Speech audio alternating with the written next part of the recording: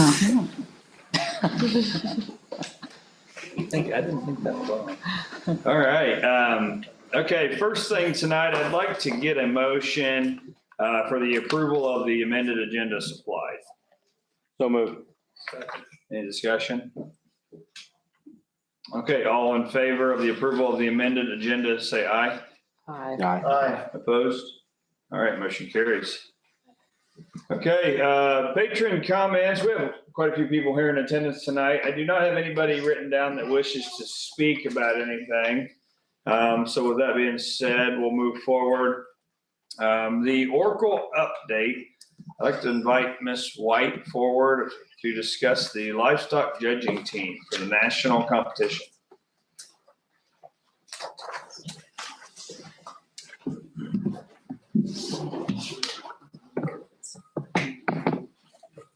Right. Good evening to you all. As we last meeting came and talked about us before going to Darwin, we're here with the update. So here next to us, we have our ag teacher, Miss White, and then we brought Kayla Myers on to help coach us. So he's brought us quite a far ways here in this short time. He helped with the connections here on this trip. So on the way out there, we stopped at 4 different farms and 2 different universities. First night and Thursday, we stopped at Hummel's to look at goats. Got up the next morning and went to Eller Brock's to look at some sheep. Traveled to Ames, Iowa, to Iowa State University, and he had a 6-class workout of 3 species, cattle, sheep, and goat, or cattle, sheep, and swine, excuse me. And so that allowed us to see quite a few stock that day. Traveled then south to see 2 cattle places, 100 head of heifers at Boyards, and then 4 classes at JS. So that was pretty incredible that day. We stayed the night there and then headed to University of Nebraska-Lincoln, where they put on a 7-class workout there the day before the contest. So we seen just around 19 classes of livestock on the way out there. So it was a great learning experience, and glad you guys supported us on the way out there. So at the contest, Clayton placed 13th individually. I personally placed 27th. Aubrey placed 78th, and Natty placed 124th. Overall, as a team, we were 8th, and then we were 8th high team in sheep and goat in divisions, and then we were 8th high team in cattle. And with the 8th high team, we were the highest represented out of Indiana, out of 6. So we went out there and held our own. And when you got to look back at those, some of those other teams make power teams through their state. So they'll take their top 5 individuals out of their state contest and form a team, where we at Indiana does not do that. So we all have to stay loyal back to our schools for 4-H chapters. Okay, so this past weekend, we attended the Boilermaker, so it's a contest that's put on by the Purdue Livestock Judging Team. Me personally, I was 12th individual, 6th in goats, 9th in sheep, 11th in reasons. As a team, we were 8th goat team, 7th sheep team, 6th team in reasons, 13th in cattle, and finished 19th overall. Or 9th overall, sorry.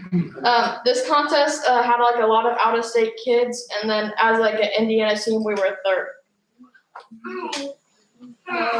And then after this, we will continue on to who will be Congress in December, and we will go to the rest of the meeting or rest of the competitions in 2026. Is there any questions? So how was the experience? It was very cool. Got to see, as we said, a lot of stock, a lot of high quality livestock on the way out. And then just the networking through the former Purdue Livestock Judging coach Matt Clays, which Coach Caleb, that connection there was really something that we'll take with us the rest of our life. At least I will.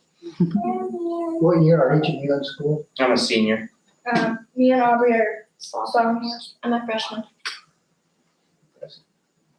Have you been out to a show like this before or a competition like this before? Not of this caliber. This is the first time we qualified to go this high. Oh, okay. So, Okay. How does it make you feel to go against some of those other states that do what they call power team? You know, when, it's not that we wouldn't consider you a power team, but like that, it seems like a tough hill to climb, doesn't it? yeah, and some of those power teams were seniors last year, but they're allowed to compete until January 1st as a team. So some of these kids that are beating us are freshmen in college. So, and they've had junior college coaching. So, I mean, we're holding our own in that respect. Yeah, good job. That's really amazing. 13th overall is an individual. I mean, I know we talked a little bit, but that's no shame by itself at all. I mean, that is actually, you're in the top. And same goes with the group of you, right? 8 overall, if I remember right. Yeah. And again, like you said, probably everybody above you were power core classes and teams, right? So at least for me, it made me proud. I am awful glad that we were able to help you guys get to where you're at and experience that. I know that your supporters, because I've talked to some of those too, and they're very excited for you guys too, for not what you did this, but for some of you young ones coming up, right, that what you're gonna carry on and help the FFA grow. Yeah, Congrats. I would like to thank Ms. White and Caleb as well for stepping in there and helping out. I'm sure they're more than thankful for that, so, but I would thank you as well. All right, Thanks, guys. congratulations. Great job.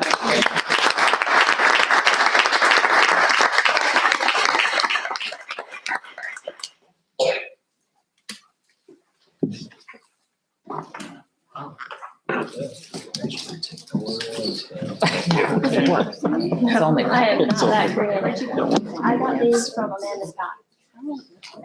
You guys like them? Thank you so much. Okay. Okay.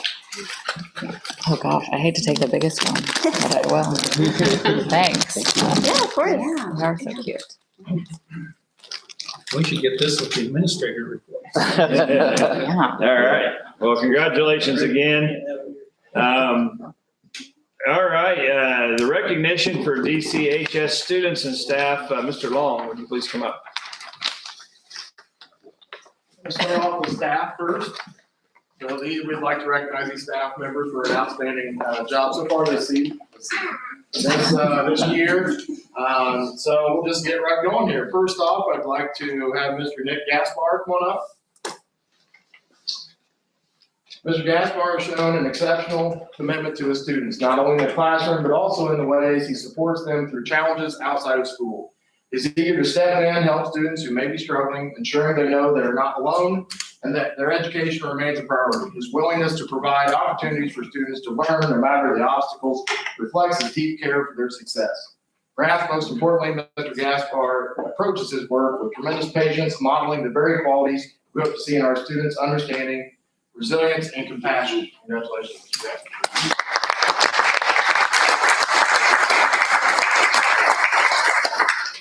Ms. Jody Morenski. Ms. Morenski consistently demonstrates what it meant to put students first. She's flexible in her approach, meeting students where they are and adjusting to their needs so they can thrive.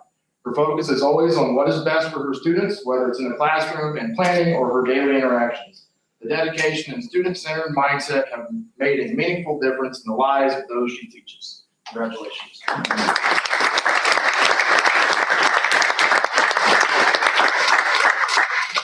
Mr. K. Dennis. Mr. Dennis's dedication to the band program has left a lasting impact on both our school and our community.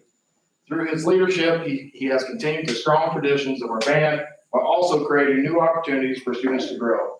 While he is deeply committed to teaching music, Mr. Dennison goes beyond the notes on the page. He teaches students life skills, discipline, teamwork, and perseverance that will serve them well long after they leave the band room. His influence reaches far beyond performances. It shapes the lives and characters of the young people he leads. Thank you, Mr. Dennison. Congratulations.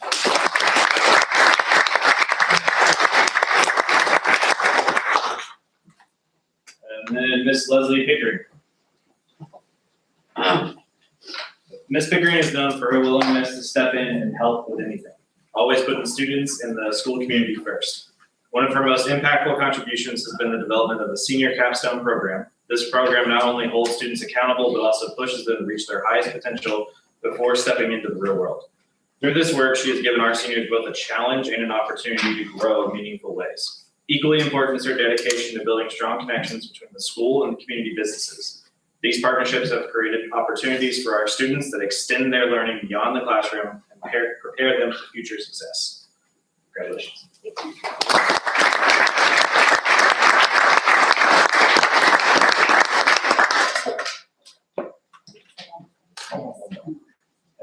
Ms. Caitlin Young. As a first-year teacher, Ms. Young has truly hit the ground running. She has not only stepped into her role with confidence and enthusiasm, but has already made a remarkable impact on her students. Through her energy and passion, she has brought out a genuine love for the culinary arts in her classroom, or her classes. Students are engaged, motivated, and excited to learn, thanks to the welcoming and inspiring environment she has created in her classroom. Congratulations.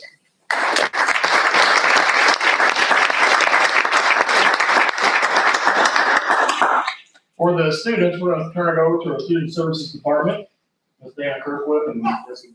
Before we do that, can we do a picture for all the staff that were just recognized with the board?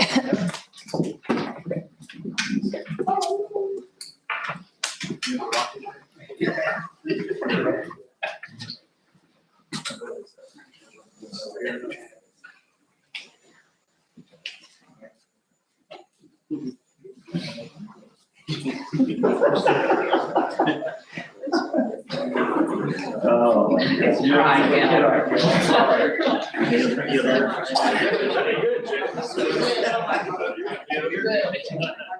Yeah, I kneel down and kick me in the butt.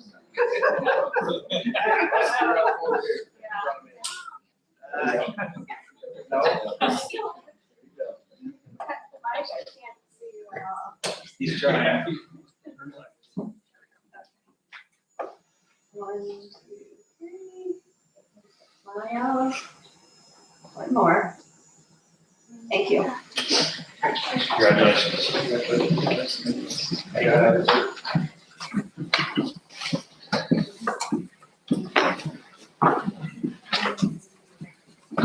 So today was let yourself be seen, wear bright colors, and I haven't been home yet. Bright colors. So our first student is senior Alex Hodges. We're really proud to announce that Alex is our senior student of the month. Alex is ranked #1 in the senior class at Delphi Community High School. Throughout his years here, Alex has embraced our science department, almost taking every science class that we have at DCHS. He's currently a guest student at Purdue University, where he's expanding his knowledge. And in his free time, reads about chemistry, which he plans to major in next year and be a proud Boilermaker. With aspirations of becoming a professor or a researcher, Alex is sure to leave a lasting impact wherever his journey takes him. His dedication and achievements make him a remarkable representative of our school corporation. For these reasons, Alex is our senior of the month.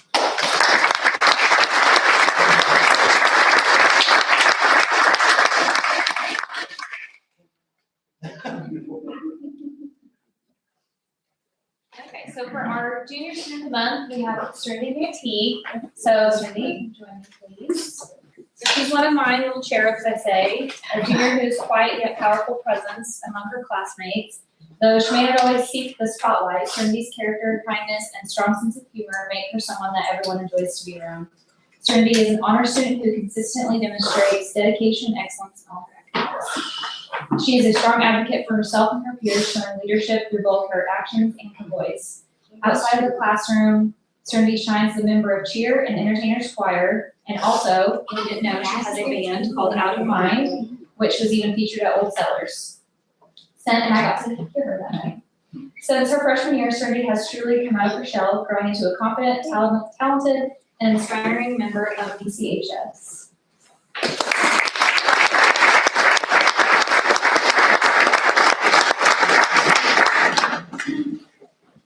So the reason we keep switching back and forth is we split the classes. I get the even years, she gets the odd years. So for the class of 2028, Nick Swindle. We are excited to recognize Nicholas Swindle, ranked 13th in his cohort for his outstanding work ethic, advocacy, and kindness within our school corporation. In preparation for his senior year already, so that he can take calculus, Nick is enrolled in 2 math classes demonstrating his commitment to his academic excellency. With aspirations of becoming a neurosurgeon, he is laying a strong foundation for his future. Nick is also known for his advocacy in creating a positive environment for himself and his peers. His dedication is evident not just in his academic achievements, but also through his active participation in various clubs. As he continues his journey through high school, it is clear that Nick is poised to emerge as one of our strong leaders in the class of 2028. That is the board. This is Nick.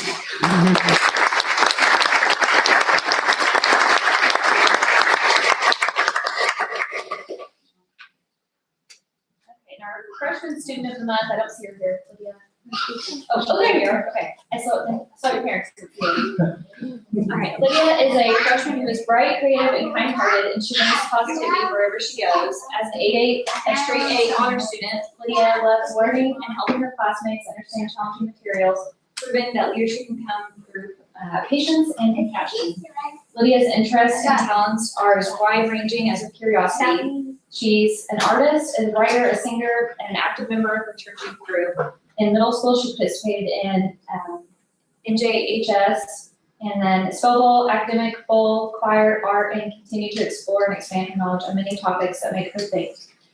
Known for her warm smile and thoughtful nature, Lydia believes in spreading kindness and listening to others without judgment. Whether she's tutoring a peer, sharing a laugh, or often smiling away, Lydia makes DCHS a brighter, more welcoming place for everyone around her.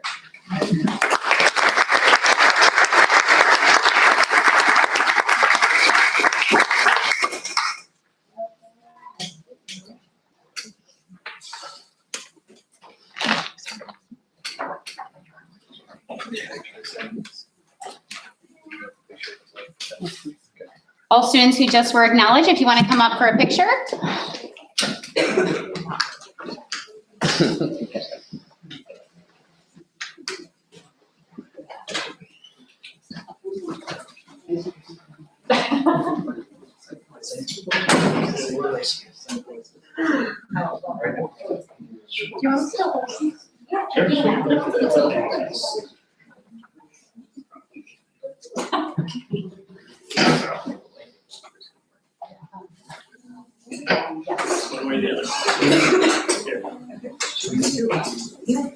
Can you see passes?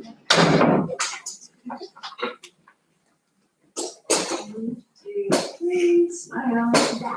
One more. All right, okay, one more. Thank you.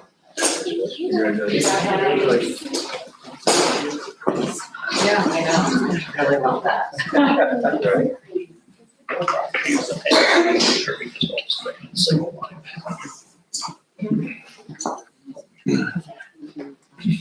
Yes, I will. All right, well, congratulations again to all the faculty and students. But at this time, we are going to continue the regular meeting, but I will give those parents and students that time to exit if you would like to before the meeting. You're welcome to stay, but this is your time to sneak out if you would like.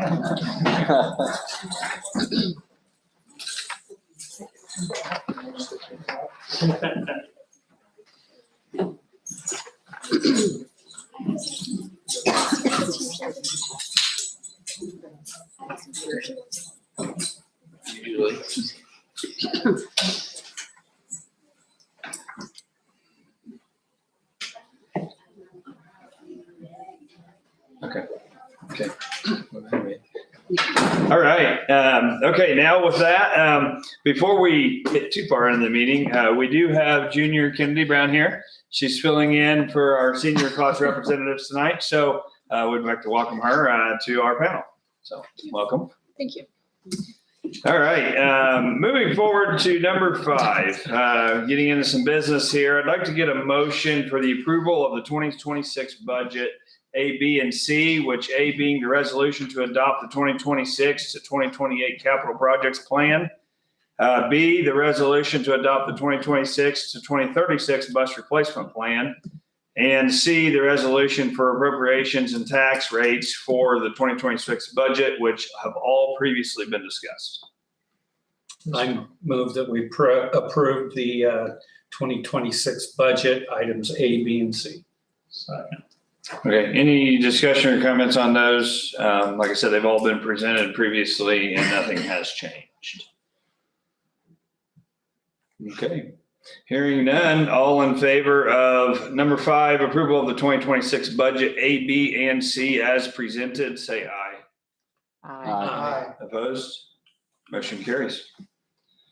Okay, moving forward to consent items. We have quite a few here, but I'd like to get a motion for number 6 consent items, A through CC, including A, which is the minutes September 8th, 2025 meeting, the minutes of the September 2nd and September 8th, 2025 public hearing, the monthly and payroll claims as presented, approval of the monthly financial report as submitted by the treasurer. We have a couple resignations, retirements, recommendations, also several fundraisers and facility usages there. So I'd like to get a motion to approve consent items 6A through CC as presented. So moved. Second. Any discussion, questions, comments? All right, hearing none, all in favor of 6A through CC consent items as presented, say aye. Aye. Opposed? Motion carries. Okay, number 7, school presentation. I'd like to invite Mr. Long back up. This is for the DCHS Oracle Outlet.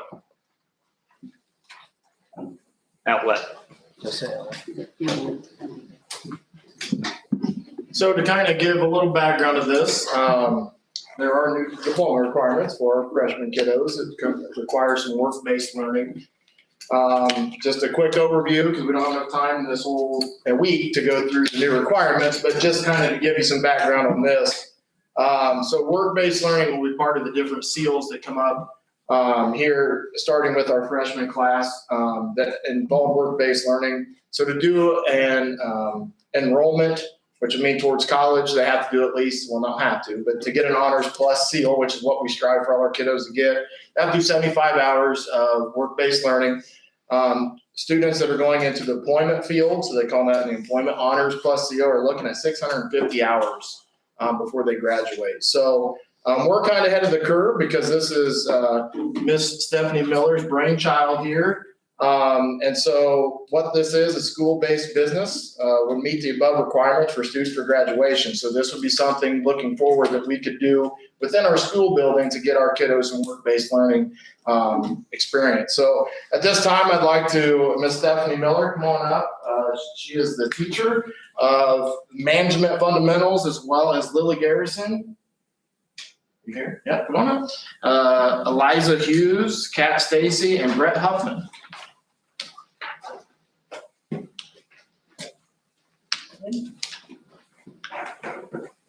Hello, first year teaching, so when hearing the new requirements, I was trying to find a way to be able to incorporate more of the business aspect, so that way they can get some of their business work hours in through the school day.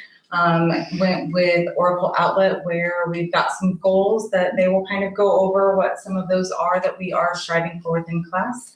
And like I said, just kind of starting off, so it's it's a baby that we're kind of trying to figure out which direction we're gonna go. But we are definitely getting started. We've got a few weeks into it, and I'll let them kind of take over from here. What works better for you guys? You can. Okay, hi everyone. Thank you for having us tonight. We're obviously in the management fundamentals class, and this is our Oracle Outlet. I'm Lily. I'm Brett. I'm Kat. I'm Eliza. And this is our class. In the middle there, that's our business little table there where we sell stuff. There's got stuff to sell in front and on back. Goodness. Our outlet, we provide supplies available for students to support their school supply needs and spirit accessories during the school day. Managing business. As a class, we are learning about the principles of managing a business and what it takes to learn about owning a business and stuff like that. We're trying to raise school spirit and get kids involved and active So we like to sell things that go with like dress up things that the school picks. And for future growth, we want to be able to raise enough money within this business to be able to recycle it back into the program for future years. So our growth since we started is we've gotten a lot more exposure through like posters or announcements or just word of mouth. And we've been able to get more just like customers or whatever through the student and staff body. Expansion, we want to grow in product options. We want to have multiple options on what we're going to sell. And yeah. And teamwork, we want to maybe in the near future work with other classes like culinary to maybe like sell like a big batch of something with along with our tables. The Oracle outlet obviously has a bunch of unique advantages, but some of the main ones is that it's project-based learning, it's student-centered, and it's hands-on. So instead of just sitting down in the class and typing on our computers all day or writing on a piece of paper, we get to like get up and actually like interact with things. We get to choose what we do. We make all the decisions. Ms. Miller just sits there and tries to guide us. Along those lines. It's on the record. And then our growth, our short-term and long-term goals, really just want to get more student involvement and increase school spirit, just throughout like both the middle school and the high school. And then our long-term is we want to set a foundation for the future classes to be able to continue on our Oracle outlet score. Thank you. What's your number one selling item? Well, we have some things in here.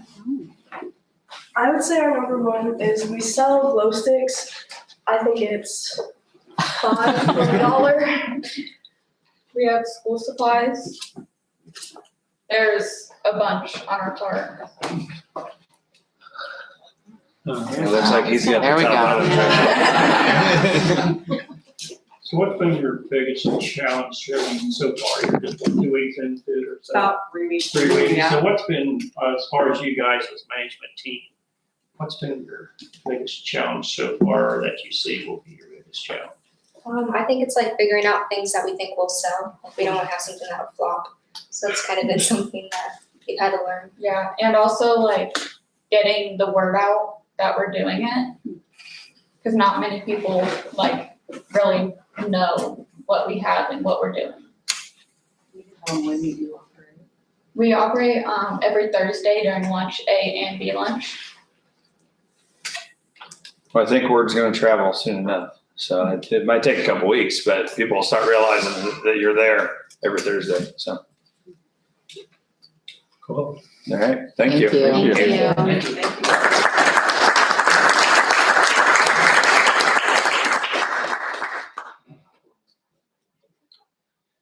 All right, thank you for that presentation. That's nice. I look forward to hearing what the new top selling item is at the end of the semester. I think it'll be something different. So, all right, Mr. Dale with the athletics report.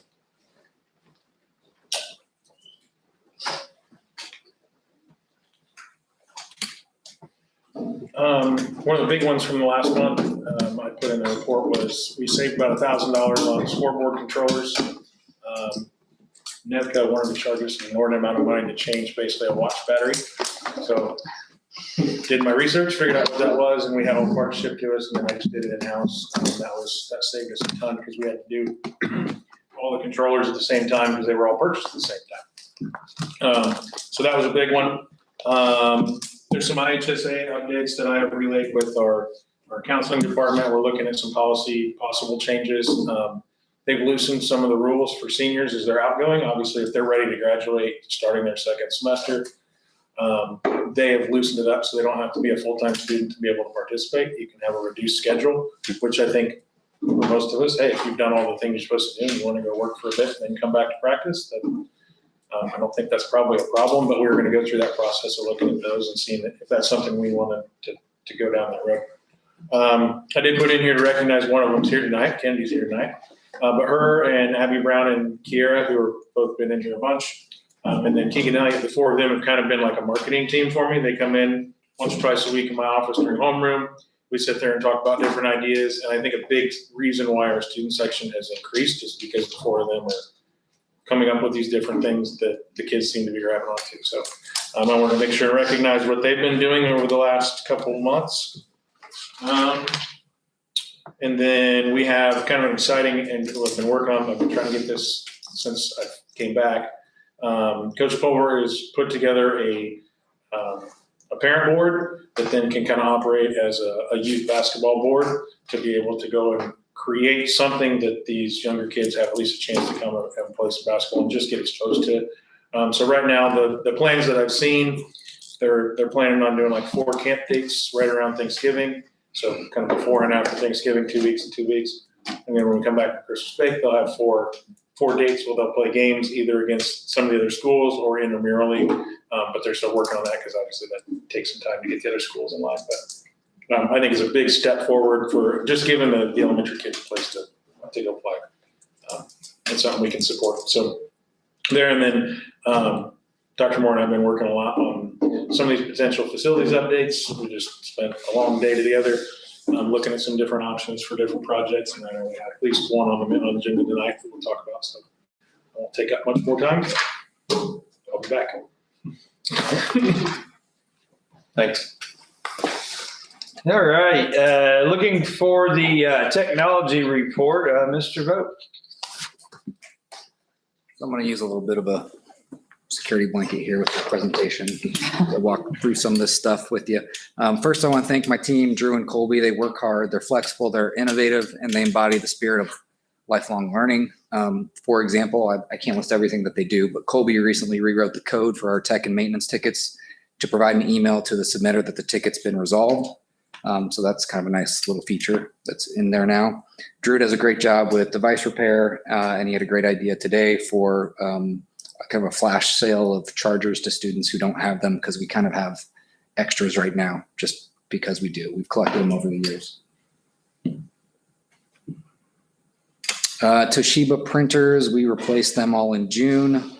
So there was some training and education needed when we started the new school year for staff members, but I think that we've got our workflows figured out and things are going pretty smooth with that.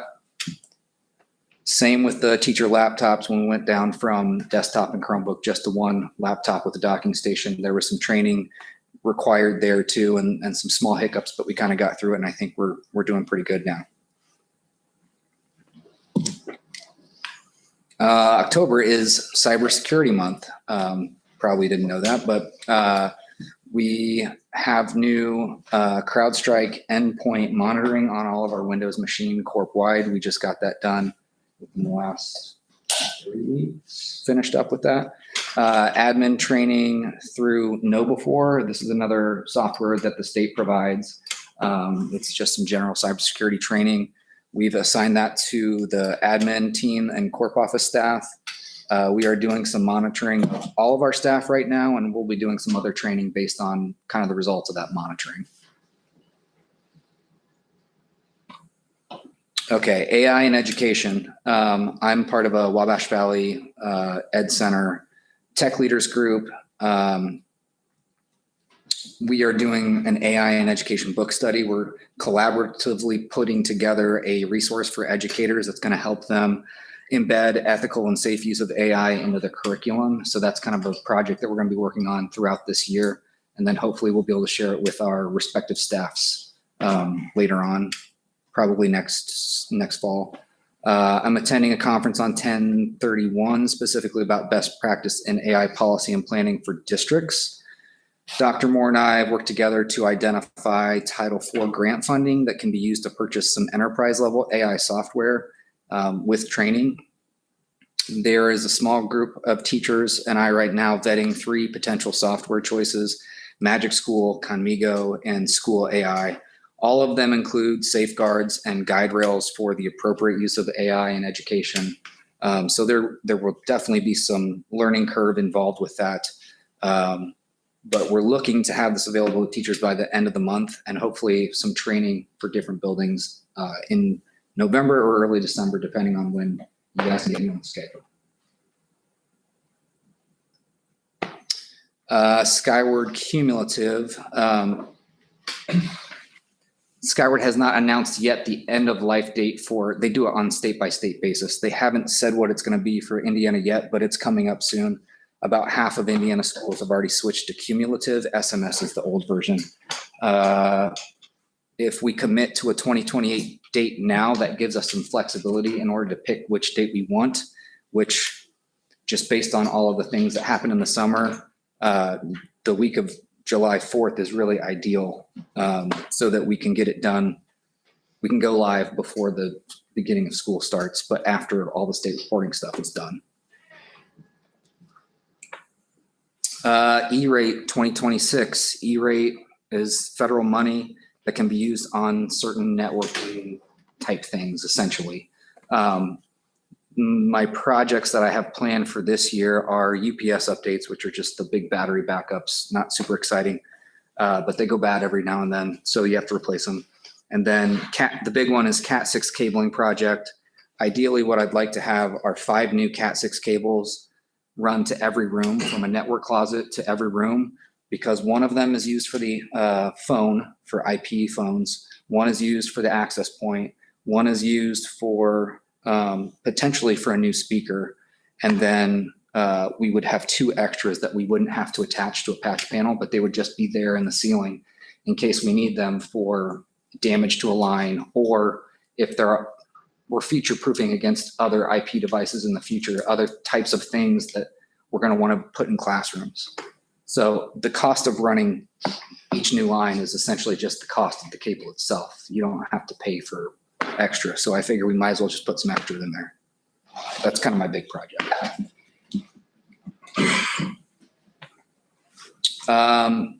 With that being said, then if we were to look at a PA system refresh, we would have the cables in each room in order to put IP speakers in there. So a lot of our, the PA system right now has original analog cabling from when the buildings were built. There's also the company that we use to service the software. They have a monopoly on that service in Indiana, so we end up paying whatever they charge us, which is not ideal. So we want to use the new cabling to upgrade to IP speakers.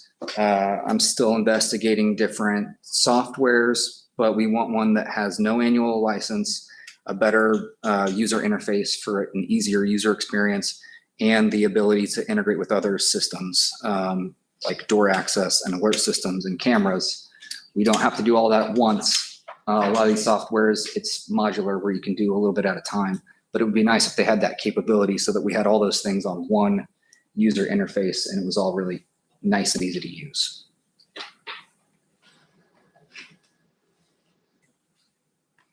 PA patchwork, with that being said, that's more of a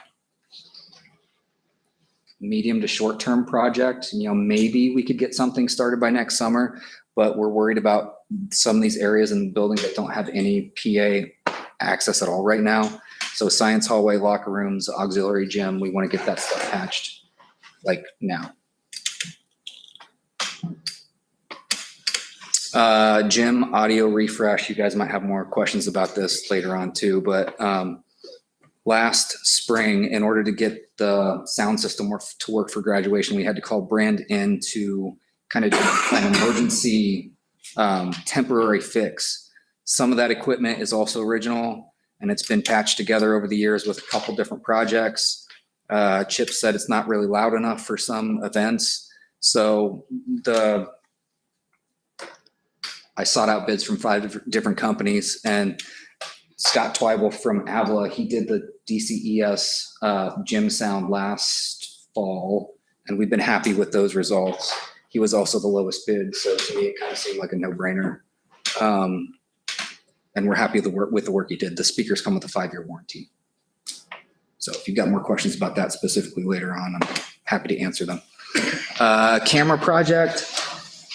The old cameras, mostly Sony's, are not in spec with what our software wants them to be. And so it's putting unnecessary demand on the server that runs the software. So what Spot has recommended is that we replace all of the old cameras with Spot cameras. which they send us the cameras for free. I have them. They're sitting in my office. We just need some help getting them installed. Currently, because that server is getting overwhelmed, every now and then it shuts itself down.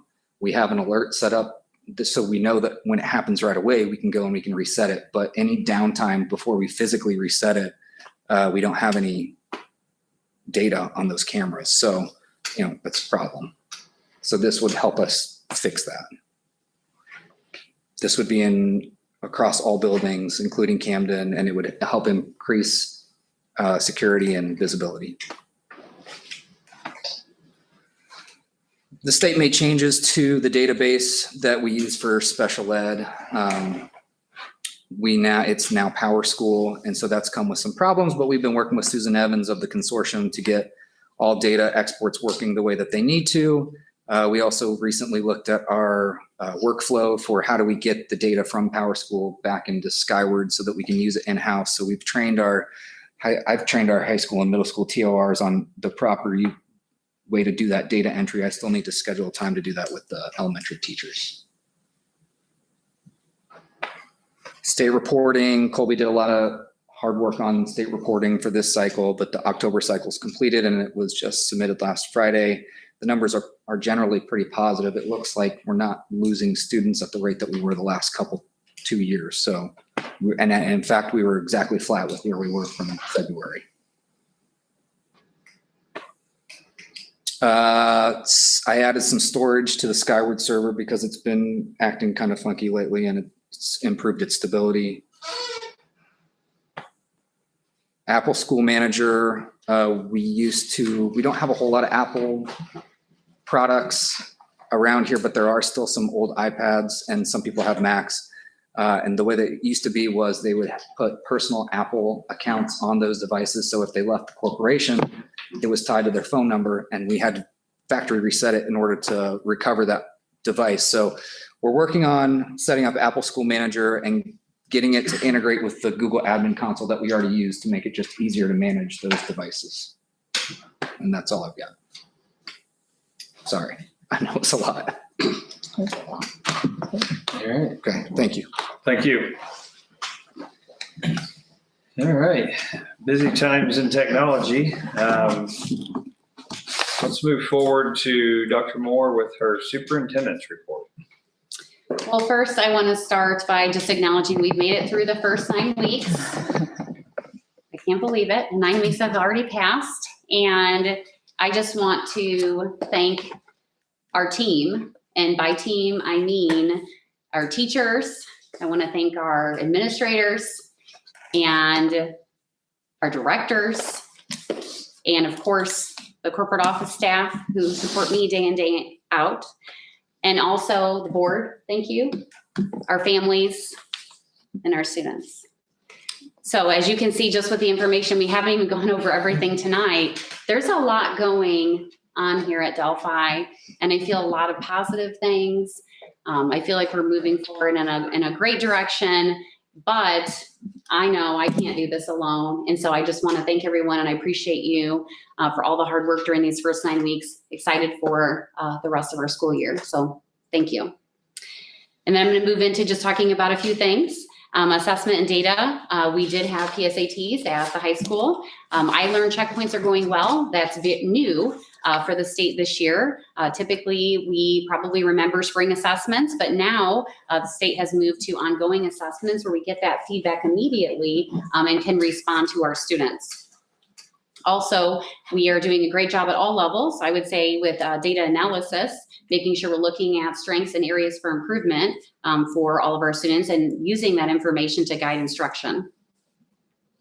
Safety and security, we are looking at refining the bullying report system and also looking into some new products such as Say Something Anonymous reporting.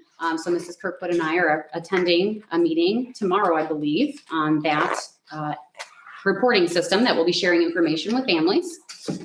Also collaborating with Josh Long at the high school he's our school safety specialist, and looking to upgrade our panic button and looking to have something more user-friendly and potentially an app that could be on our phone and would be available to all staff at any time to report any type of emergency. So we're looking into options for that.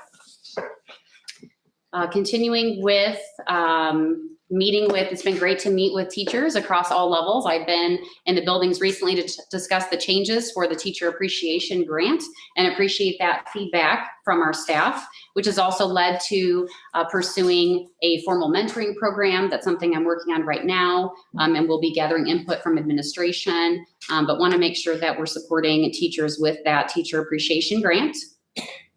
Also, strategic planning. The survey was sent out, had great participation, not only from adults, but students as well. And moving into the next phase of strategic planning, scheduling focus groups, having community listening sessions. I invite everyone to attend them.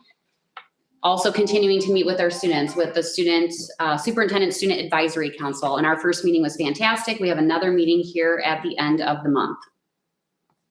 Facilities and capital projects. We're going to work on a master facility plan and also continue the development of some bond projects with, again, looking at, safety, security, and just overall improving our facilities. And excited about this week, we have e-learning and we have conferences. So excited to welcome our families into our school buildings. We're excited to meet with you and talk about the great things happening with your kids. And then, of course, you have a nice break, fall break, the following week. And then we do have a wonderful event planned. Just want to make sure everyone's aware of that for Veterans Day, our program on November 11th, where the community is invited. So we're excited to welcome the community into our school building as well, and that will be held at the high school.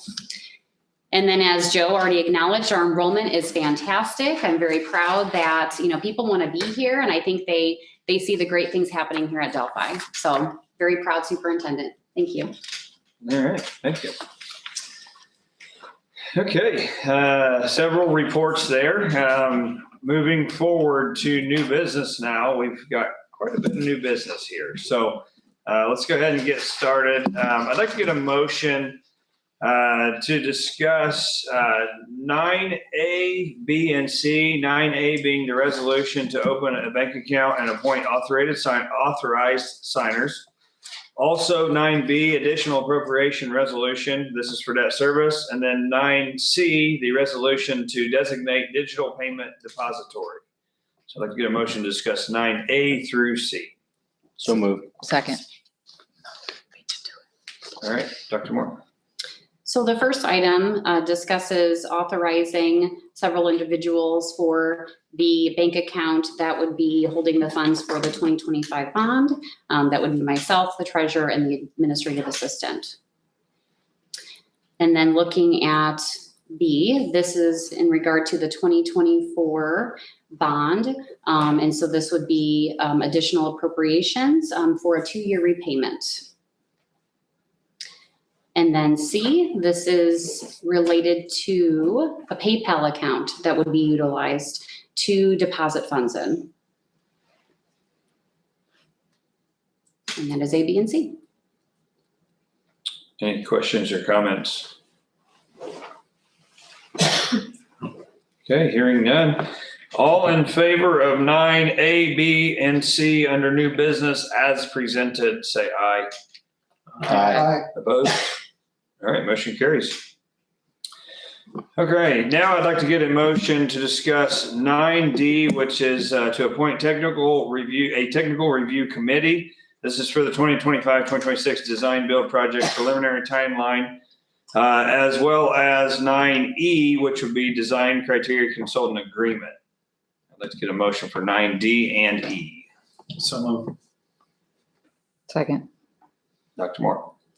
So this is a process that many school districts use in order to work through the design build process. This is a 2-step process for a school corporation to secure the services of a design builder.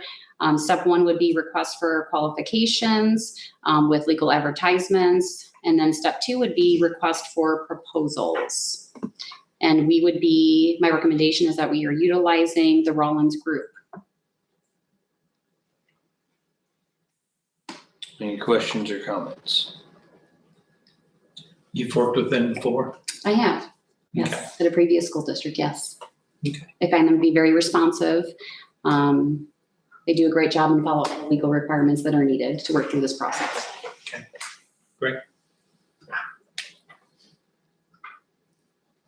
Okay.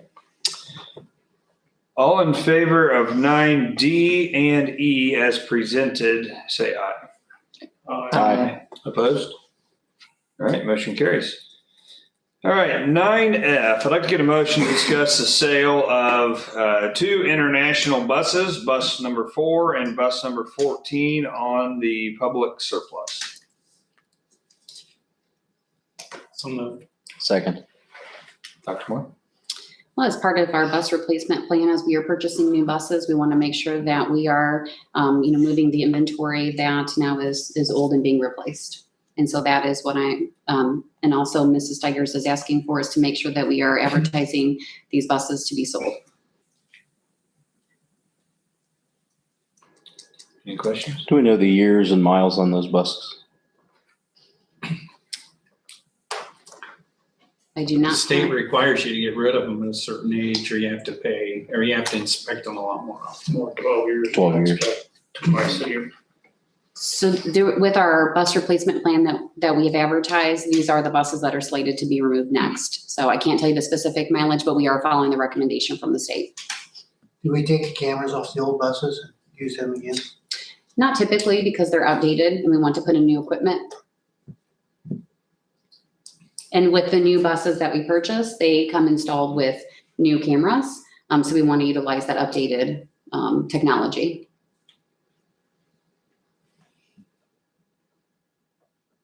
Any other questions or comments? Okay. All in favor of new business F, the sale of the 2 international buses, bus number 4 and bus number 14, on the public surplus, say aye. Aye. Opposed? Okay, motion carries. All right, new business 9G. I'd like to get a motion to discuss Ability Allies, a spend of $17,940. Also 9H for Kidder Media, which is a fall newsletter for $13,575. I'd like to get a motion for 9G and H as presented. So moved. Second. Dr. Moore. So item G, Ability Allies.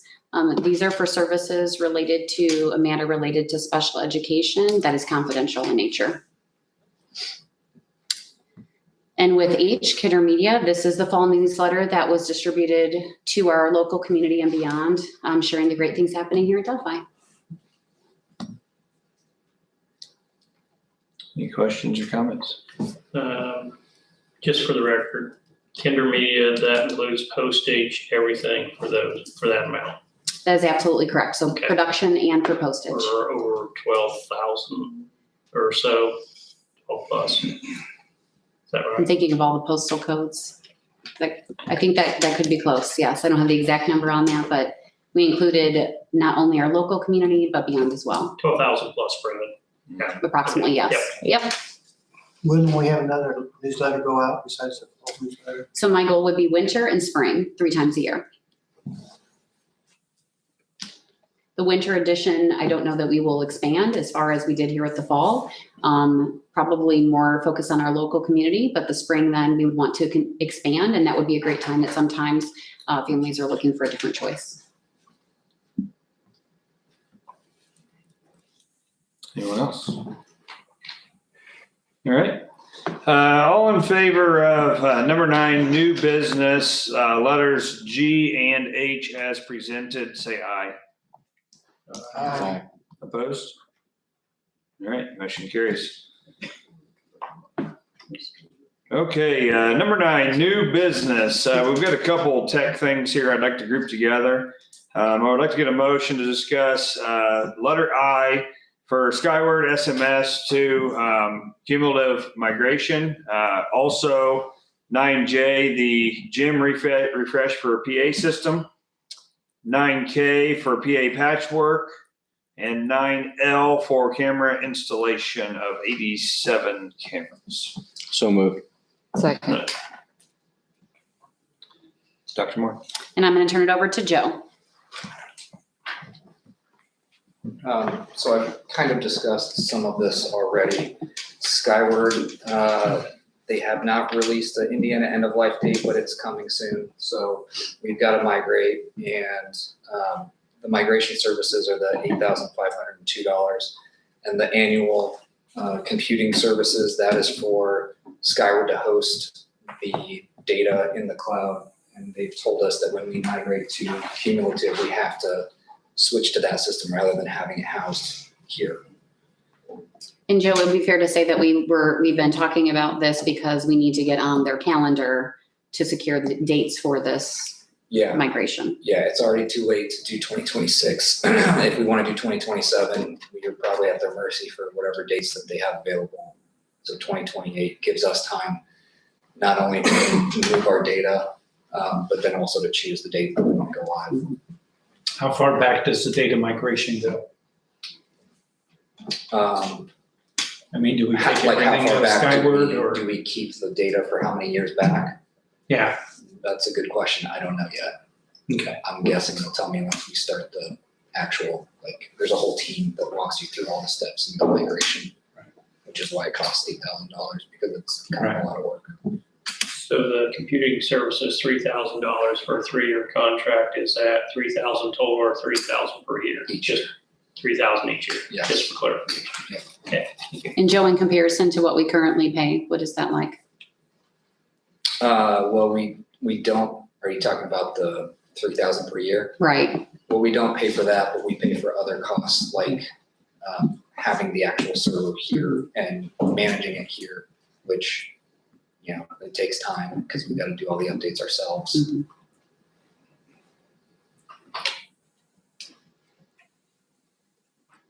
Any other questions? Next one. Gym refresh, the PA system, like I talked about, it's a lot of the cabling and speakers are original to the gym. And there've been multiple projects. There's 3 different generations of speakers in that gym right now. Yes. And everything has just been added on and like patched together over time. So this project would tear everything out and put all new stuff in. And we have worked with Scott Twyble from Avila before. Like I said, he did the elementary gym, and he did a good job. I talked with Jay, who knows more about speakers than I do, and he's been happy with the system there at the elementary school.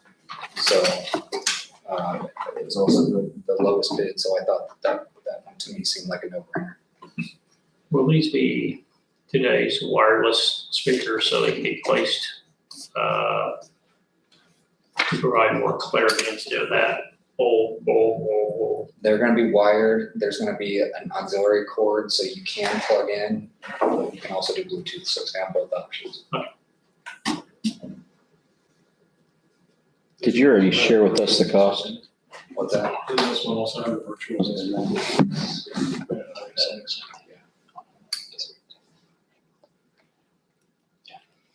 Any other questions on that project?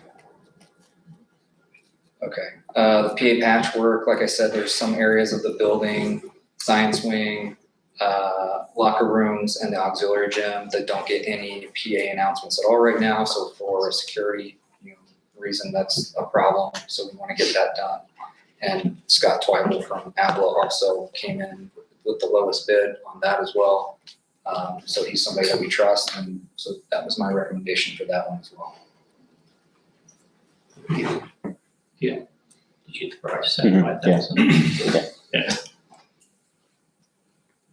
The camera installation project, Integrity is who we're recommending for that. They came in with the lowest bid, and it's somebody that we work with right now.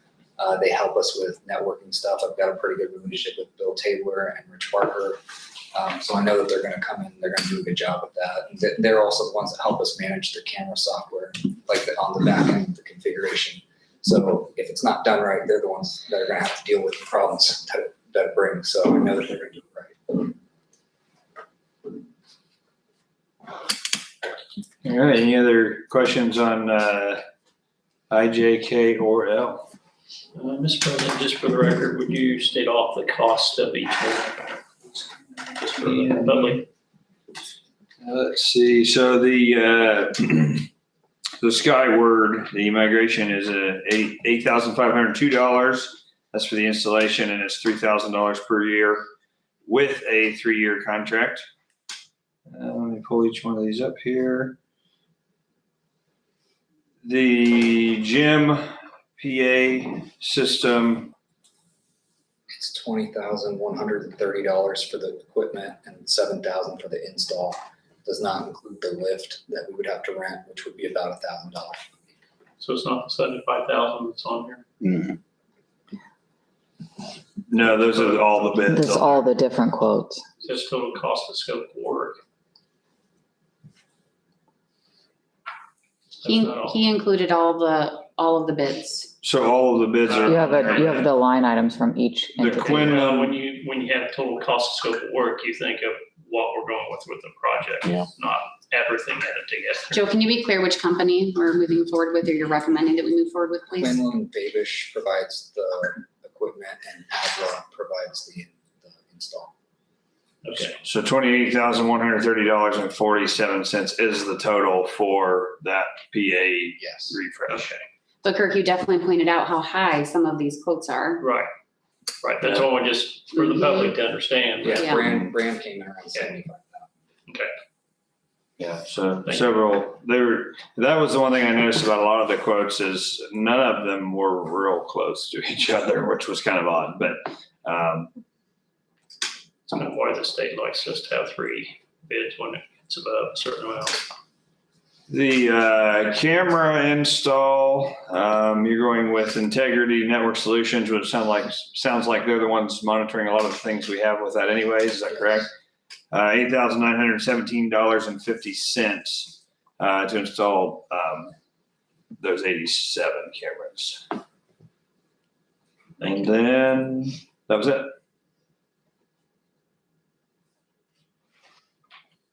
Anything else? The PA patchwork, I'm sorry. Oh, did I skip that? Avla, I believe it was around 4,000, but I don't remember the exact. $299. Quinlan and Fabish with that one. Yes.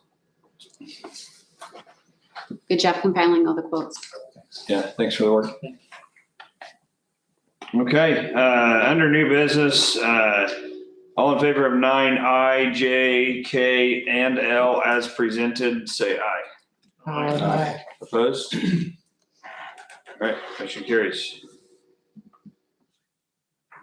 Moving forward, I'd like to get a motion. We've got a couple of maintenance things here. I'd like to get a motion to discuss 9M from Benchmark, the DCHS Ag Wing roof drain repair for $7,259.44.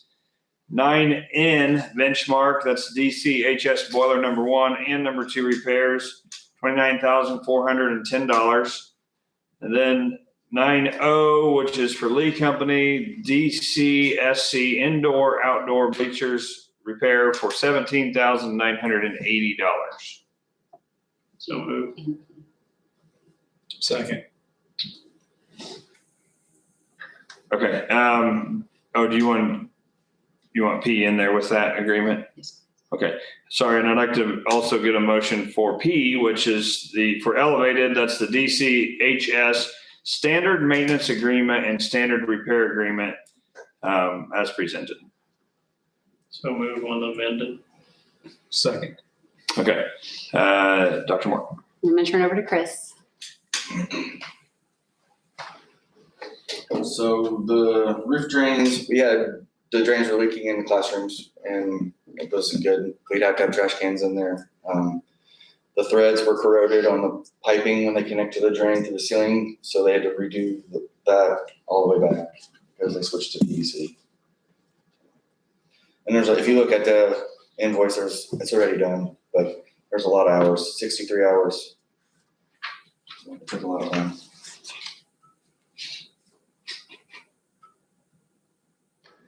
Maybe it'll rain and we'll get to test them. We've already tested. Okay. Did you have info on the boilers? It's the exact same thing we did with boilers 3 and 4. They're already back together, up and running. These 2 are tore apart right now. So we just need that approved so we can get them back together and get our 10-year life expectancy out of them. And what was the situation with the bleachers? So the bleachers, most of them are just piddly things, tightening up some bolts and stuff from crossbars. Some skirt boards need replaced, some grease. The worst ones are the football. It needs 4 new end caps, 1 new walk plank, and a couple wheels. But the really bad one is the main gym at the high school. So I believe they said there's parts are not available for those bleachers anymore. So they need to tear apart a section to get parts from it and then rebuild that section. And this was based on an inspection report. Yes, and they're currently not in compliance with the way they are right now. Do you have a timeline for when they will fix them do they have to be fixed prior to this season, I guess? No, this has to be done for the year. During the year, like this year with the inspection. I asked them a month ago if they could do, or how far out they would be, and they said like a month out, so. We have to be working on like resolving the issue. Right. Do they have a timeline on how long it takes? I'm only asking because obviously we're coming into the season of utilizing the gym. I thought they said they could have everything done in a week. Okay. I think a lot of times they get out, they're the ones that get out sick, they can't move. We've had that happen with them bleachers because they walk back. And if they get out sync, it won't do. I know that one year there was part we couldn't use for a while until they got repaired, so that's probably what that is, I would assume. Okay. You think things last longer than 12 years. I think we did that when I first came on board. Yeah. Anyway. Thank you. And then, Chris, can you fill us in on the elevated agreements? So that's for the inspections on our lifts at the elementary school and high school and maintenance agreement so that they can fix anything that's wrong with them. I just brought them in last year because our lifts hadn't been inspected since 22. Luckily, I got them in. I literally got the inspection done 2 weeks before the state inspector came in, and I had the report, so. So is this just a 1-year agreement? Is this multi-year? It's just an agreement for them to come once a yearly to do the inspections. But that costs yearly? Yes, So it's a multi-year? yes.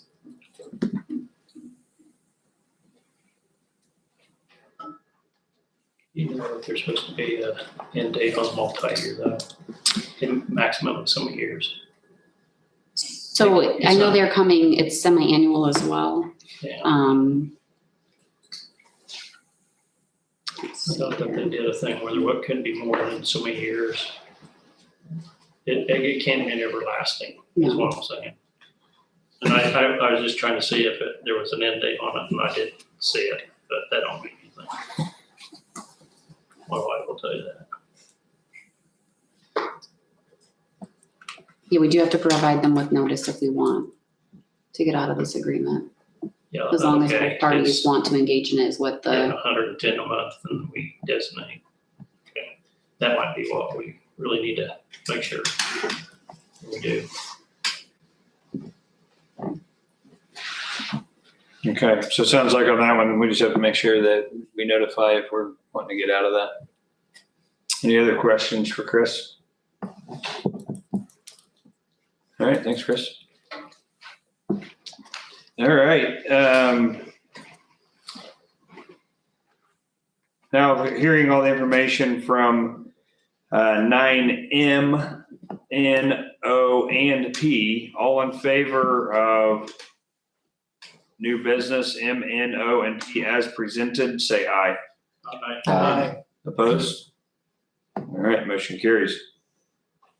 All right, next here for discussion is I'd like to get a motion to discuss 9Q. This is the locker room renovation, as well as 9R, the Delphi hitting facility. So moved. Second. Chip.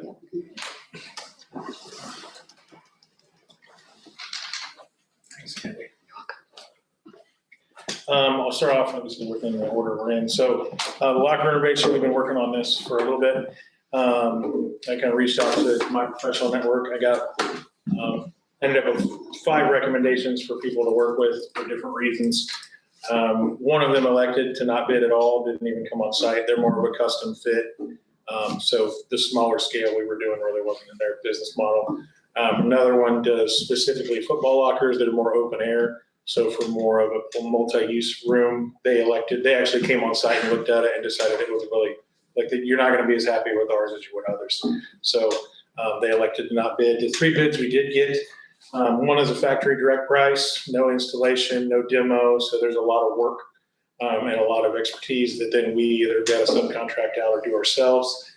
They were the lowest price, but again, there's a lot of issues that are going to come up with coming with just a factory direct locker. The two we have that I feel like fit everything we need were from Lee Company in Bradford. The Bradford guy actually used to work for Lee Company doing the exact same thing. So they're identical bids pretty much. We're getting more locker space in the varsity boys area that really needs replaced badly. It's adding a lot of supervision aspects because we're going to be able to drop the sight length down so you can actually see to the back of the locker room from the front. We're increasing capacity, so we'll go from 218 on the boy, or 134 on the boys' side to 218, and then the girls' side is a wash. It's 116 to 110. So we're keeping our capacity on the girls' side and increasing on the boys' side, and that's mainly because of the different styling. We're going from a really tall football style locker that you can't see to the back of the locker room in, and we're dropping those down to double stacked so that you can see past them. So that's where the capacity increased. Pricing wise, again, Bradford came in at 112, 410. They do have some features as well that Lee didn't include. So it does, I think it's going to help with some of the aerating football pads and things like that at this time of year are a problem. And so they ended up being about $43,000 cheaper than the Lee bid. His lead time right now is, he said, about 9 to 12 weeks. So we'd be looking at a Christmas break or a little after install demo time. So that's my recommendation for that one. Then the second item, the hitting facility, this is a topic that has came up, I feel like every year since I've been here. So we've had regularly travel teams, club teams, rec teams asking to come in and use our facilities. And obviously we have policies that say, yeah, we love people from our community using our facilities. We want to be able to support our rec teams. We want to be able to support the youth stuff that we try to do. But then we have this other piece that now is growing, which is the travel industry, where a lot of these teams are looking for space. They're wanting to pay for it. And we've always kind of turned them away because they're not our kids. If they weren't all of our kids, then we wouldn't take them. And they keep saying, oh, we'll pay. And so the baseball program and the softball program, we started talking about it. And they're like, there's a good chunk of money here that really can help us maintain these spaces. It's a piece of revenue that we haven't explored before. Maybe it's worth talking about. And so we've went through and Coach Long did a bunch of research for me. We went through and we've worked through several pieces of this.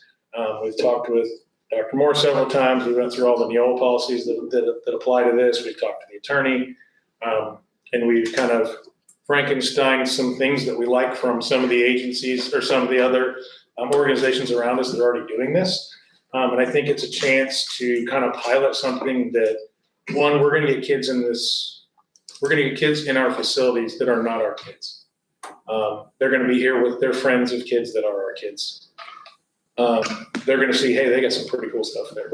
So it is a recruiting tool. And then two, it is a great way for us to get some of that revenue where when a pitching machine goes out, we have money set aside that these teams that have been putting it in have got to set up. So that's the kind of the policy. Some of the things that we have on there.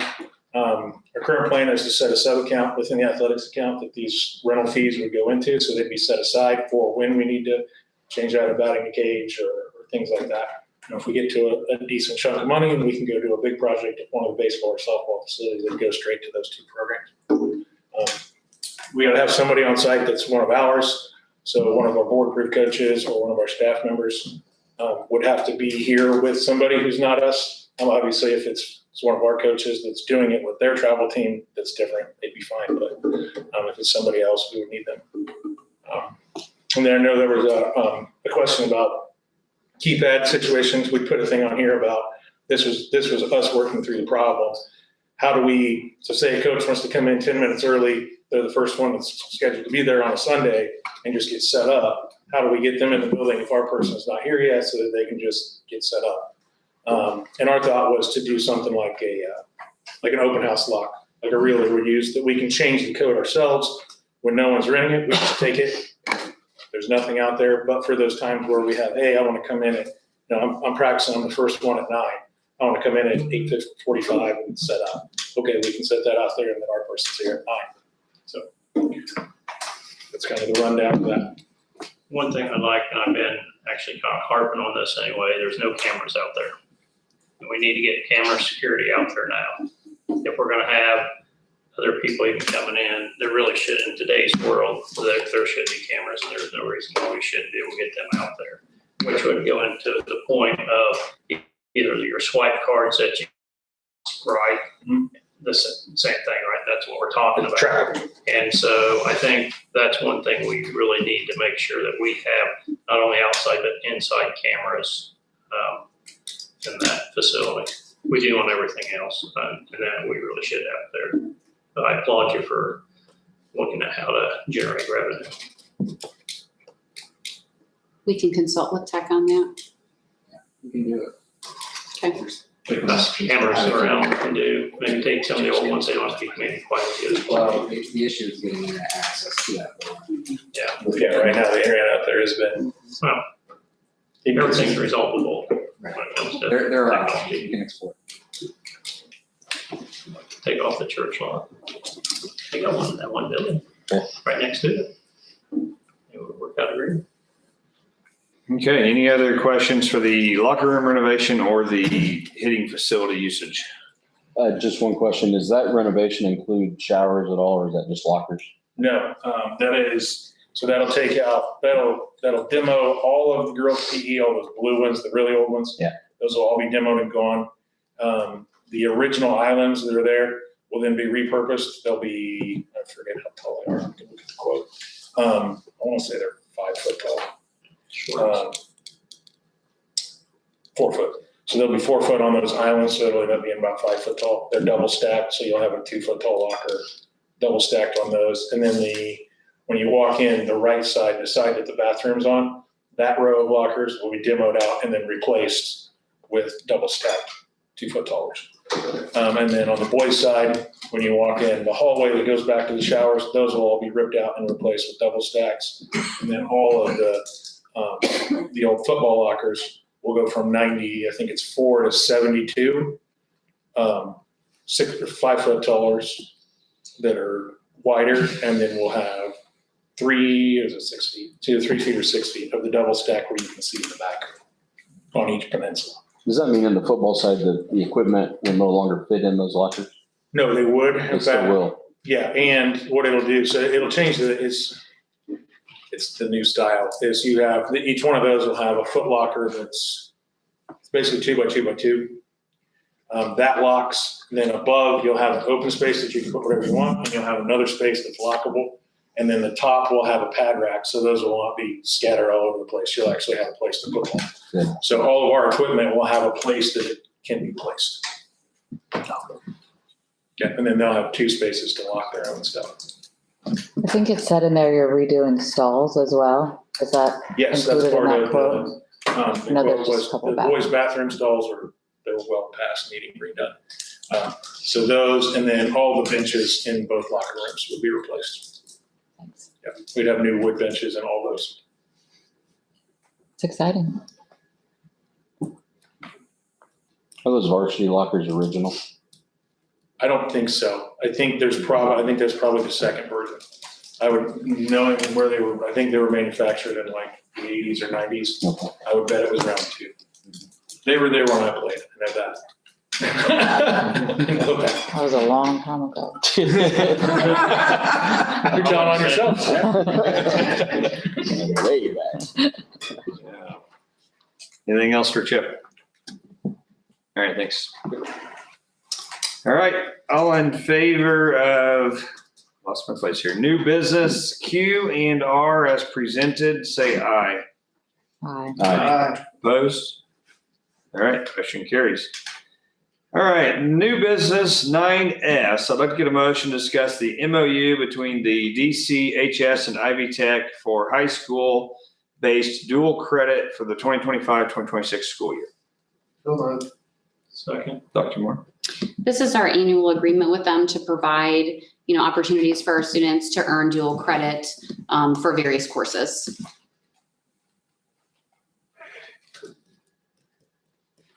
We have a great relationship with them, so. Any questions, comments? Same. Okay. All in favor of 9S, the MOU between DCHS and Ivy Tech for high school-based dual credit classes for the 2025-2026 school year, say aye. Aye. Opposed? All right, motion carries. Okay, got a couple here. 9T, I'd like to get a motion to discuss the DCMS instruction of human sexuality. 9U, the Smeekins Education Solutions for $11,934. And 9V, the Indiana testing, this is drug and alcohol student testing services agreement. So Second. Dr. Moore. So the first item, T, the instruction on human sexuality, is in response to legislation that was passed. And all schools were asked through Senate Enrolled Act 442 to update some requirements on instruction of human sexuality and sexually transmitted infections. And so we're following the requirements that the state has put in place and updated our instruction, which is now being asked to be approved by all school boards at every school district and also posted on our district websites. So I'm asking for your approval and for us to post this instruction.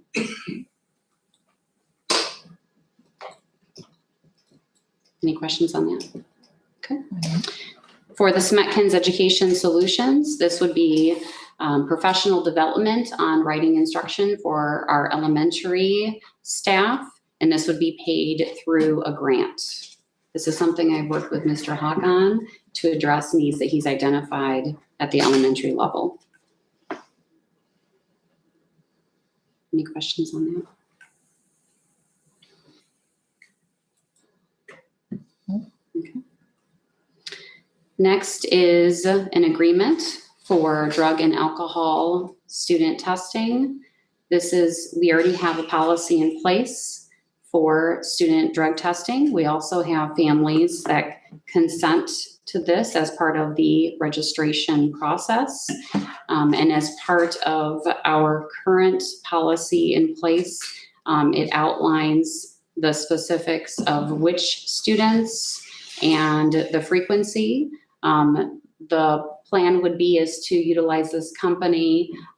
They assist with the randomness and also I should share that our role as school employees would be to be there to supervise during the testing, not to administer the testing. So this is an agreement to work with an outside company. I know that other school districts have used this company and have found it to be a good partnership. And this would be for students specifically who are engaging with extracurricular, co-curricular, athletics. Those would be the students who would be subject to the testing. will driving students also be in there, even though they may not be in ECA stuff? That is part of our policy. Right. That's a good question. And so my goal would be, I know that this would be something that our families would want to be aware of. So I would put out some communication to our school community to ensure that they're aware that this would begin. My plan would be second semester. And this is something Mr. Long and I have spoken about, and we have looked into together, to ensure that, we feel that this is going to be consistent, and fair for our students. So it's the ITI to come on site fee schedule. That is correct. They're going to administer it and do all that. That's Right. correct. Okay. And it's just high school? So, according to our policy, we have students in grades 6 through 12. We don't really know exactly what the cost will be because of the randomness, right? Do we have a total cost budgeted for this, to be able to do this on an annual basis? We do have funds that are available. It's hard to predict. This is something that hasn't been really fully implemented. Right. For quite some time. So I think that's something that we'll have to monitor closely, and I'm happy to provide reports to you as well once we get this rolling in the second semester. Thank you.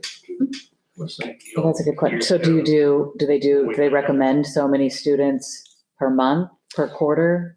Random? So our policy states on and off throughout the school year. So there isn't a set time, but however the company does, advise once we enter into that agreement, then we will sit down and finalize those details of the frequency.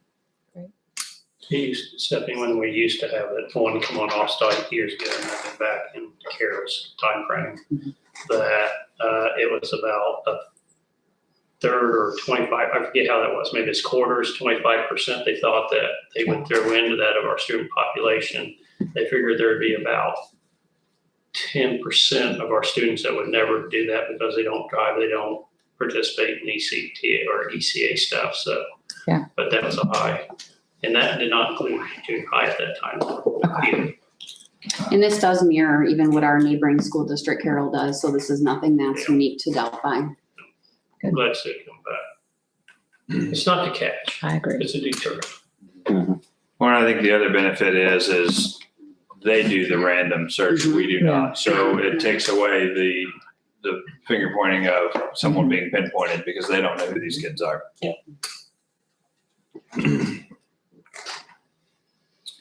Okay, all in favor of 9T DCMS instruction on human sexuality, 9U Smeckens Education Solutions for $11,934.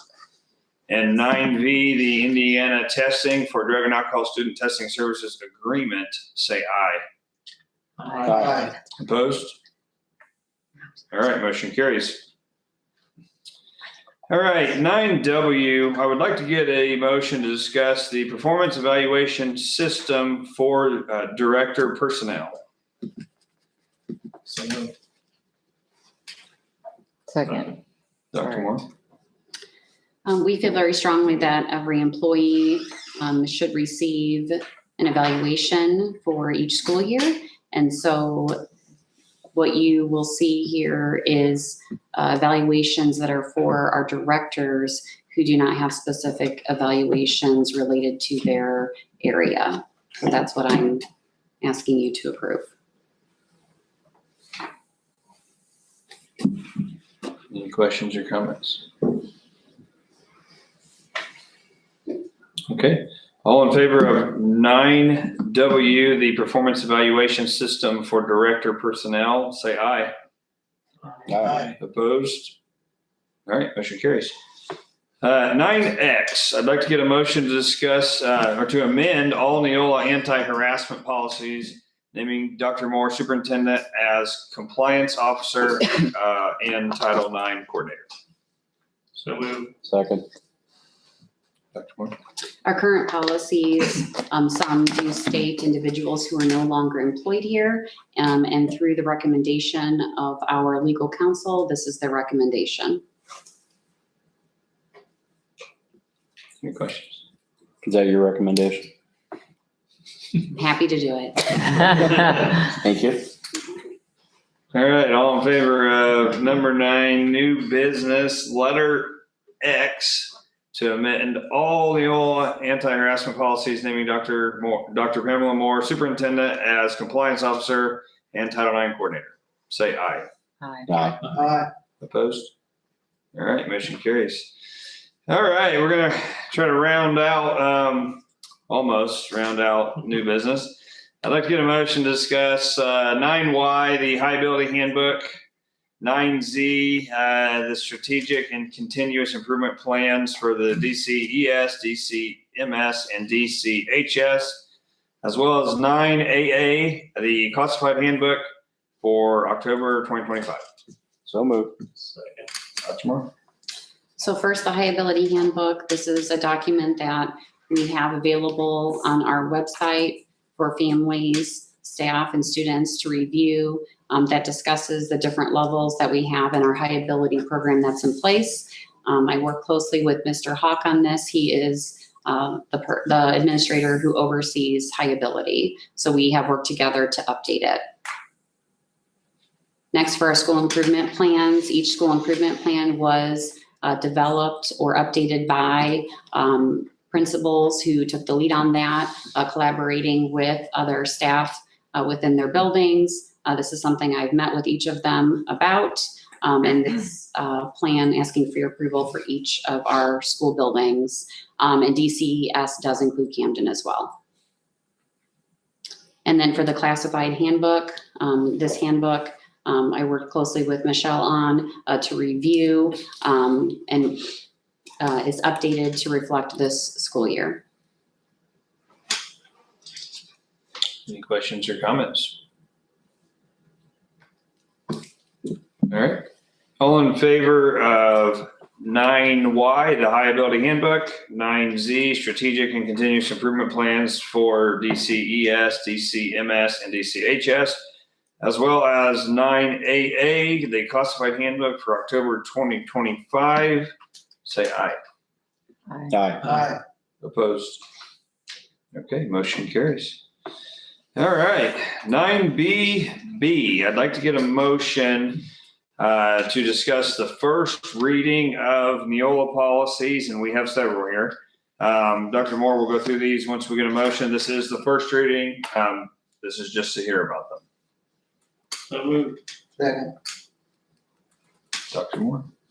Just want to make sure that the public is aware that each policy that I'm going through, the board has access to all of the revisions that are proposed. We do work with Neola, a company, to assist us with updating our policies. So I will be giving a summary of each one as you review the changes that are being asked for your approval. So policy 5540.01, investigations by DCS, clarify staff responsibilities when DCS initiates an investigation on school grounds. It ensures full cooperation while protecting student rights. Policy 5540.02, schools and governmental agencies, establishes procedures for communication and coordination between the district and outside government agencies. Policy 7430, safety, updates workplace and student safety procedures to align with current OSHA and state safety guidelines. Policy 8405, environmental health and safety, expands expectations for air quality and vehicle idling to promote a healthy environment. Policy 8451, parasitic infestation. This is with head lice. It just gives me language to reflect the current health guidance and reduce student exclusion time. Policy 8400, school safety. This is a technical revision, clarifies documentation and reporting requirements under Indiana school safety law. Those were all related to student welfare and safety. Any questions on those? Again, I know you've had them for a while and you've had a chance to review them. So personnel, volunteers, and background checks. I tried to group them together by topic. So first is policy 8120, volunteers. It's revised, clarifies screening, supervision, and orientation procedures for volunteers. Policy 8121, personal background check, requirements for contractors who potentially could work with students. Any questions about personnel, volunteers, background checks policies? Next is student conduct, discipline, and privacy. Policy 5517, anti-harassment, and policy 551701, bullying, aligns definitions and reporting with current Indiana code. Policy 5600, 5611, discipline and due process, streamlines the policies for suspension, expulsion, and due process protections, including those for students with disabilities. Policy 5771, search and seizure, updates procedures to reflect recent legal standards. Policy 8330, student records, aligns data privacy and parental rights with FERPA and state record keeping standards. Policy 2416, student privacy and parental access, expands requirements for parental review of instructional materials. And policy 2461, recording of IEP case conferences, clarifies procedures for audio video recording during special education meetings. Any questions about student conduct, discipline, or privacy policies? Curriculum and instruction, policy 2221, mandatory curriculum, just updates required state courses and content areas. Policy 2410, audio video recordings of meetings, rules for recording educational or board meetings. Policy 2414, reproductive health and family planning, aligns health instruction with new parental consent and opt-out requirements. Policy 2623, student assessment, reflects changes in state testing and local assessment options. Policy 5200, attendance, updates attendance definitions to comply with the July 2025 rule changes. Policy 5223, release time for religious instruction, clarifies documentation and supervision of release time programs. Any questions about curriculum and instruction policies? Finance and operations, policy 6111, internal controls, reinforces our procedures for financial accountability and fraud prevention. Policy 6116, time and effort reporting, updates documentation for federally funded positions. Policy 6151, bad checks and uncollectible debt. It clarifies how uncollectible accounts are written off. Policy 7300 and policy 7310, property disposition, defines procedures for selling or disposing of real and surplus property. Policy 7455, accounting system for capital assets, aligns with current accounting standards. Policy 6230, budget hearing, ensures compliance with state budget presentation requirements. Any questions about policies for finance and operations?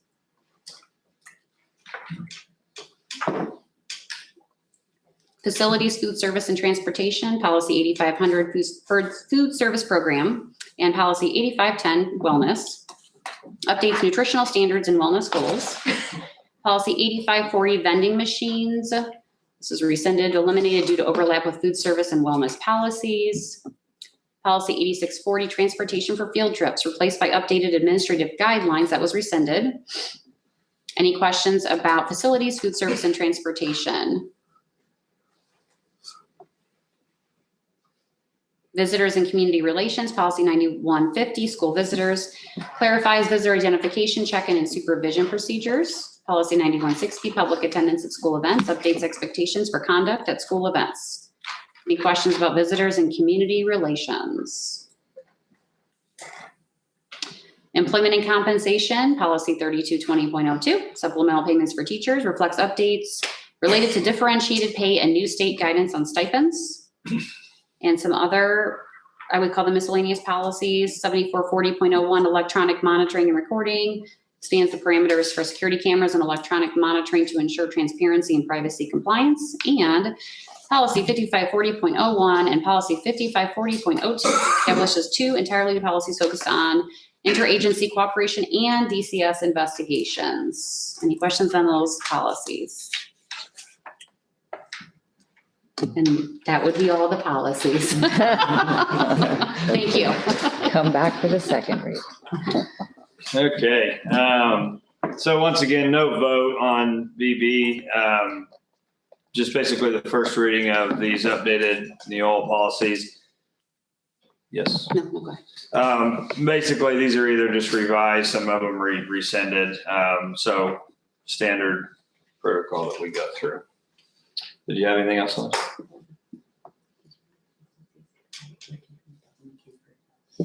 Sorry. Well, that is true. So there's it's a new state. We approved in our last set of policies that we could do a first reading and approval of Neola policies with technical corrections. So I would ask that you would approve policy 6230, policy 7310, policy 8400, and policy 5611, so I don't have to read them next month. So Just technical we can corrections. make a second motion for that. I did not see CC there. So I'd like to get a motion to approve first reading and approval of the Neola policies with the technical corrections under CC, including policy 6230, 7310, 8400, and 5611 as we have presented already. So moved. Second. All in favor of 9CC as presented? Aye. Aye. Opposed? All right, motion carries. Thank you for catching that. That one blended right in with the line of everything there. So, all right. Okay, moving forward, Dr. Moore, we have a donation. Thank you. Yes, and first just want to, acknowledge John Richter. He's a bus driver for 38 years and past, and, that just so sad for our community, but what a wonderful man. I didn't know him, but I heard many wonderful things about him. And as part of, his memorial, his family asked to have coats, donated to benefit children. And those coats were donated to Camden and, our elementary school. So just so wonderful. What a wonderful way, to give tribute to a man who gave 38 years, to us here at Delphi. So thank you. Okay. Definitely a big thank you for that. All right. Future dates. We have a couple here. Fall break right around the corner. Starts this weekend, October 20th to the 24th. So hopefully anybody that is leaving town, stays safe.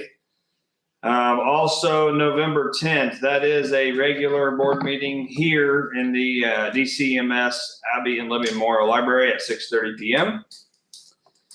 We do have two other dates that aren't on here. As several people know or may know, we've been working with negotiations with the teachers union to work on a contract. We do have two meetings coming up. Those are public meetings. On October 27th, one is to discuss the tentative agreement, and November 3rd would be accepting the ratification of that. So those are two public dates that aren't on this agenda, but they are out there. So you should see those advertised. Okay. Board comments. I'll start with Stephanie. All right. That's why Kirk moved, you know that, right? Yeah, I'd like to go first. All the unique ideas start with me.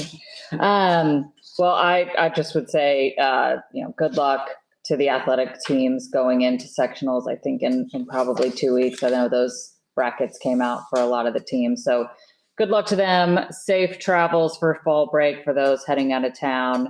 I still think my favorite part that the ag group comes and tells us about their success. So congratulations again. It's really been, I know I've learned a lot, I will say, about what you all do. And I think it's inspiring. I love that we've been able to focus on it from a social media perspective. I think it showcases something different. I know I have a child in my own home who thinks she is going to get into ag judging now and thinks she should add that to her schedule.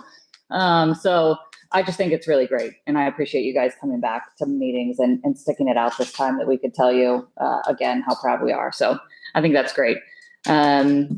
And then also, I guess the end in the donations, what a great tribute. I think it's special that somebody stuck around here for 38 years. I think we see more and more of that here. And I'm excited that we can call it out for these meetings and see how people are giving back. So thank you. And thank you, Ms. Miller, for bringing your class in too. I think those are good to hear about. They're the highlights of the meeting for me. Mr. Smith. I also want to congratulate the FFA and really, you guys made Delphi proud. Thank you for your hard work, the dedication that went into that. It's obvious you guys spent hours and hours preparing and getting ready for that event. And for the coaches and the folks that stepped in and really helped prepare them along the way, it's big, but it's really neat to see Delphi again on that stage. So thank you for your dedication. I also want to recognize John Richter and his family. John was a tremendous guy. So it doesn't surprise me really that he did something for the schools as part of his memorial, but that's really a neat thing and we appreciate them. 9 weeks down, so far so good. It's been a great school year thus far. Hate to say that out loud, but really some really great stuff going on. It's really encouraging from the community perspective to hear the good things going on in the school corporation.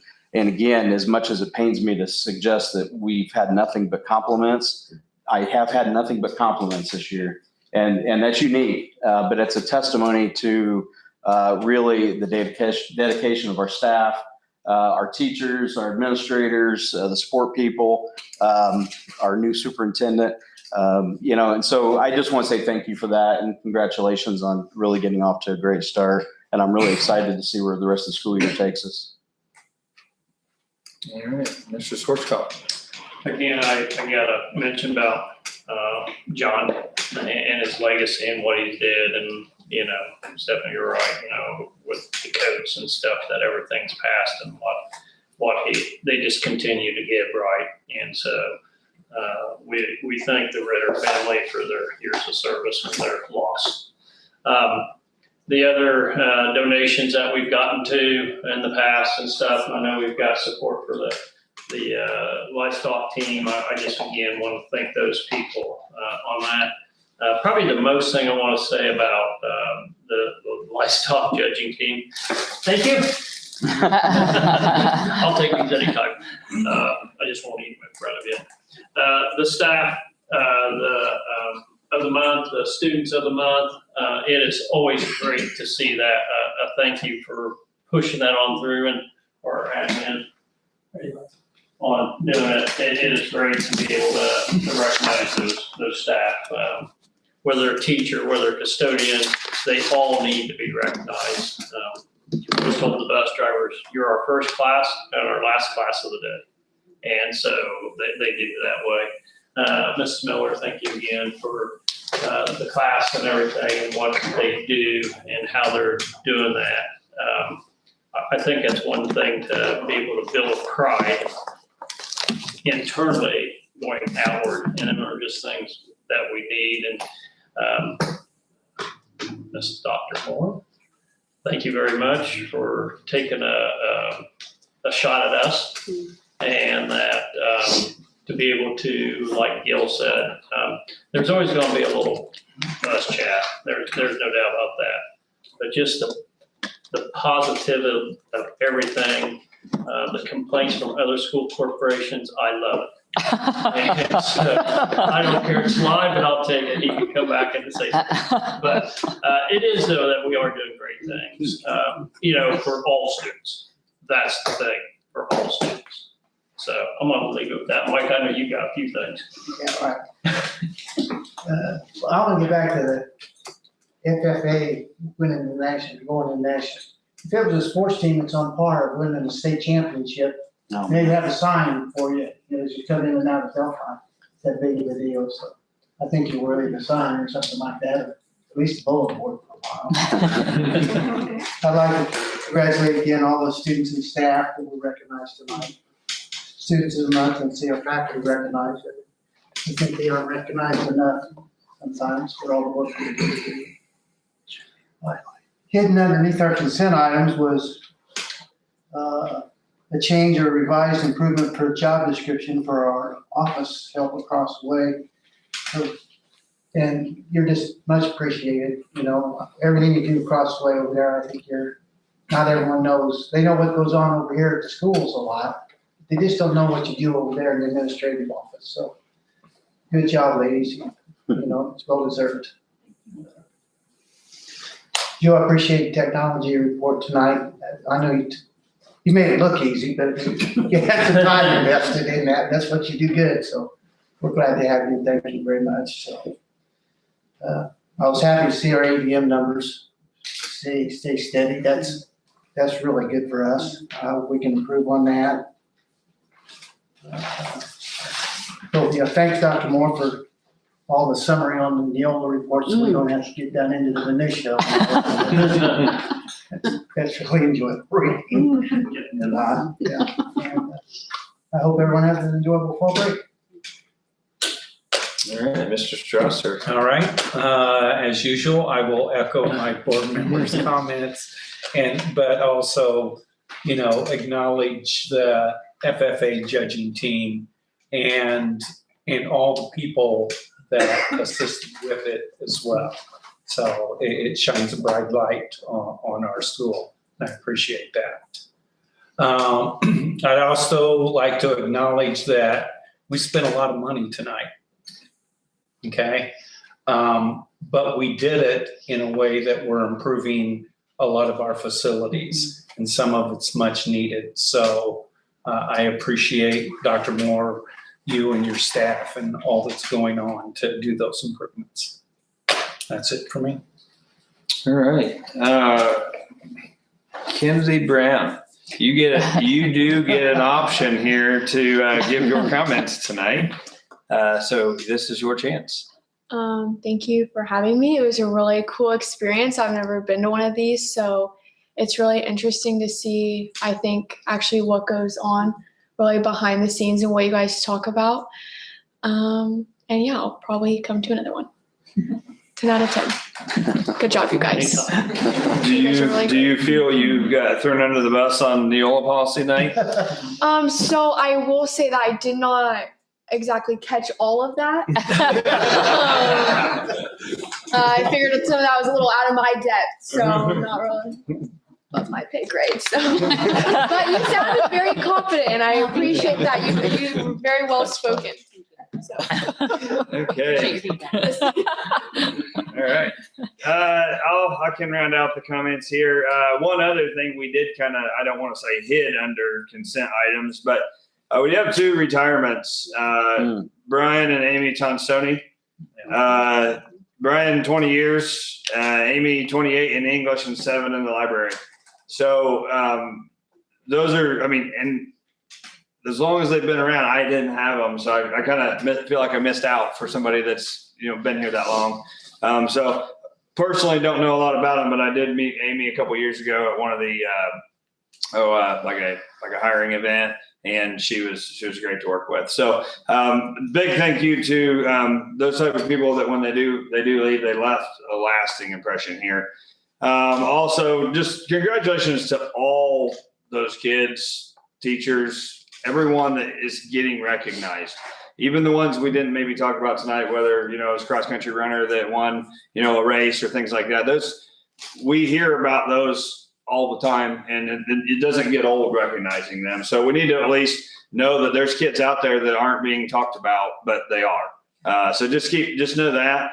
Obviously, once again, fall break, pretty excited about that. I hope everybody's got some kind of plans. And then I just need one more motion, and that is for adjournment.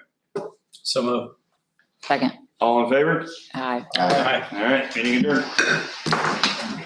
Of course. Fun experience. Yeah.